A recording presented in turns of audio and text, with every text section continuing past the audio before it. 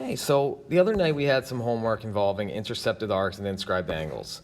Now, when you're dealing with examples that are like this, it's a little more straightforward because you see, oh, okay, my intercepted arc here is 170, and I know the inscribed angle is going to be half that, so it's going to be 85 degrees. These are a bit easier. But then you get an example like this, and it gets a little tricky. So I'm going to go over how you can use some basic problem solving, break it down. Now, you might have different strategies for this, and that's cool. Don't get me wrong. But this is how I'd go about solving it myself.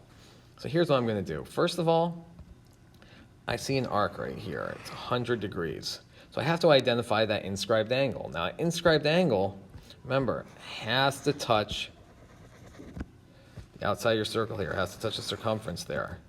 So that's my inscribed angle. That's half of 100, so I'm going to make that 50. So do I have BEC here? Is that one of my options? Nope, but that's okay because I still have a little bit of work to do here. So I know that BEC at the very least, I'm going to put that down here, BEC equals 50 degrees. Write down what you know.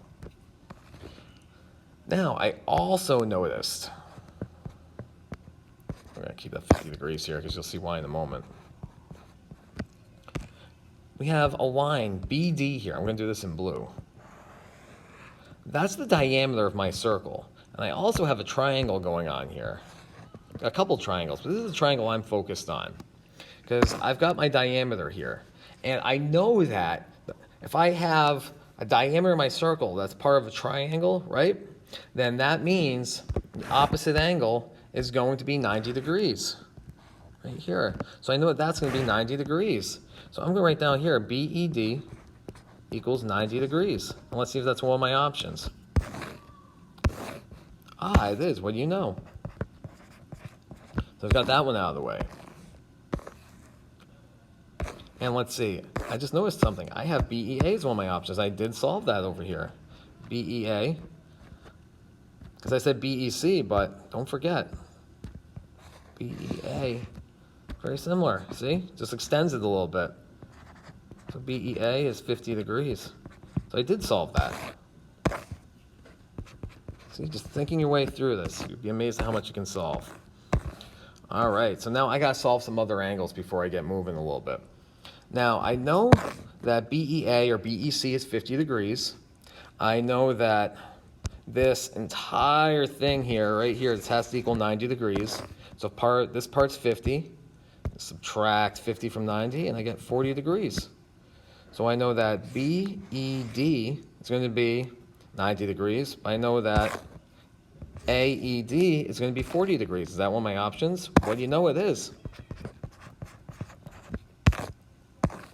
All right. And now my last part here is I have to find the measure of my arc. So I know that this here is 40 degrees, AED.